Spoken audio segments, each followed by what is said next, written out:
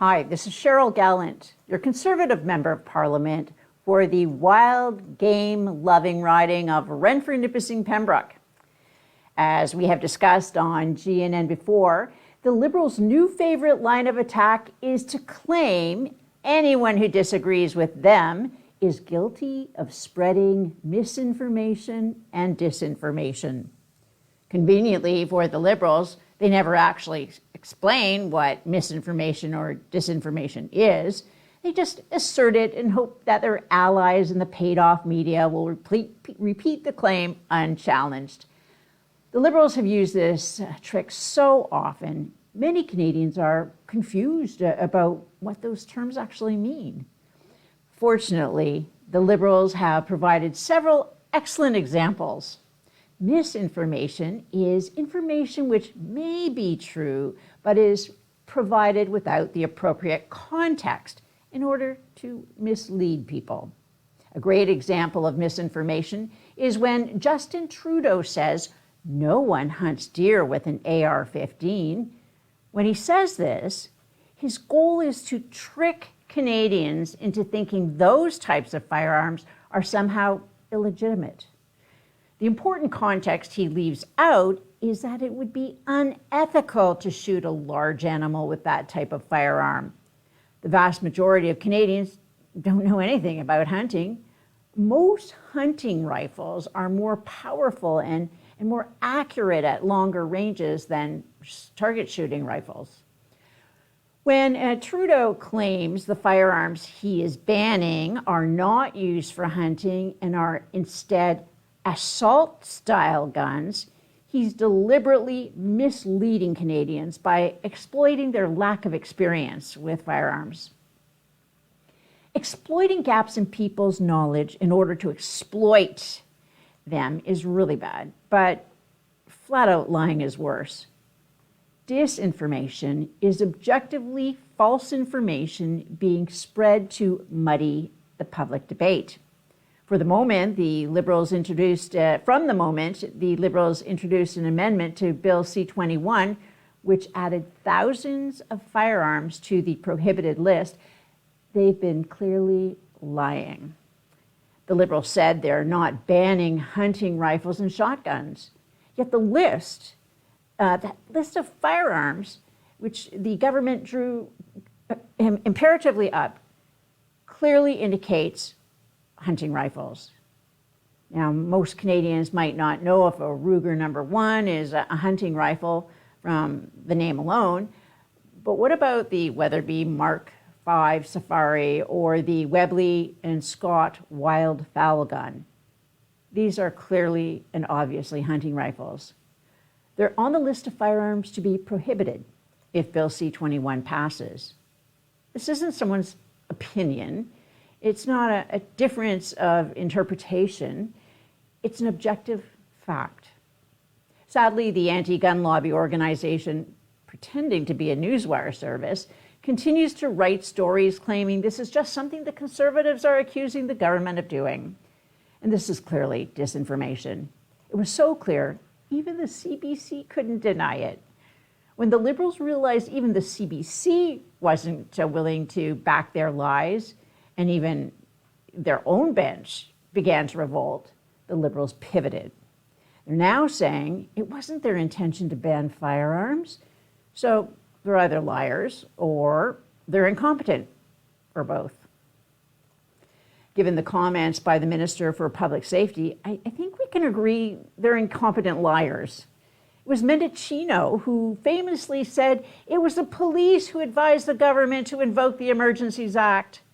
Then, the police came out and said that never happened. So he changed his story to say the police asked for the powers in the Emergencies Act, and that's why they invoked it.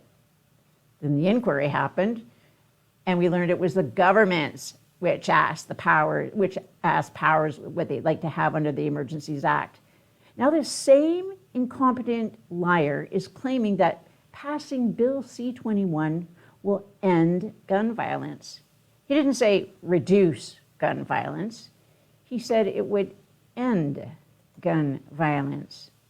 This is obviously false. But what do you think? Is Mendocino spinning, lying, or disillusional? Let me know in the comments below. As I mentioned here on GNN 2 weeks ago, as soon as we saw the list of firearms being added to the gun ban, I wrote to the Parliamentary Budget Officer, or the PBO for short.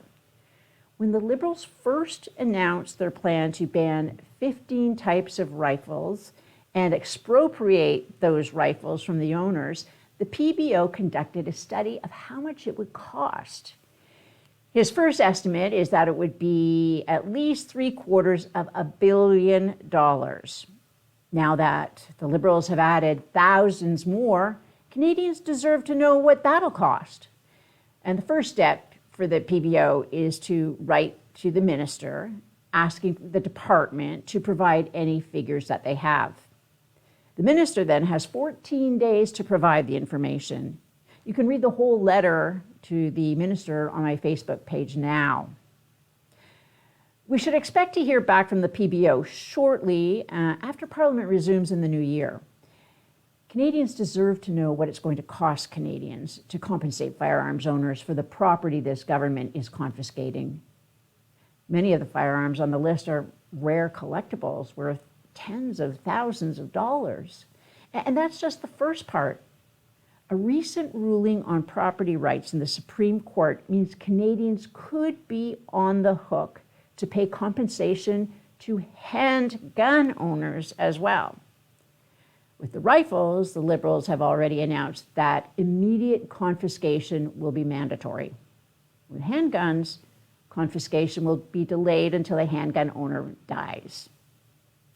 If firearms owners can successfully tie this up in courts long enough, we may be able to elect a Conservative government before the largest seizure of private, legally owned property in Canadian history can take effect.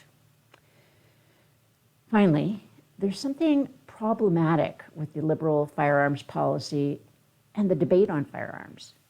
As much fun as it is for the media to hold the opposition accountable for not supporting the government, many of these woke reporters should take a look in the mirror and ask themselves 3 questions.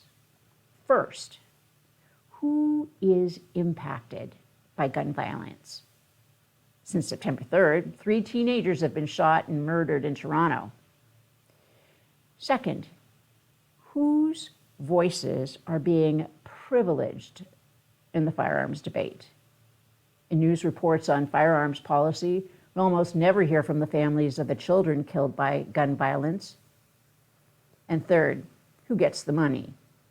The PBO said the original plan to expropriate and compensate 15 types of firearms will cost at least $750 million, most of which will go to lawful firearms owners in the rural and suburban communities. The Liberals have announced $450 million to expand the bureaucracy and hire more border officers. And the Liberals have announced $50 million a year will go to anti-gang programs, such as the $2 million given to Sudbury, despite no plan on how they're going to spend it. Who's being shot? Who's being privileged? Who's getting the money? Those 3 questions should be front and center on any debate on firearms. If the Liberals and the media were to answer those questions fairly and honestly, we might actually be able to create real policies to address the rise in crime. Sadly, seeing the way the Liberals and the media treated an Indigenous hockey player, I'm not holding out much hope. Live from Ottawa, this is Cheryl Gallant.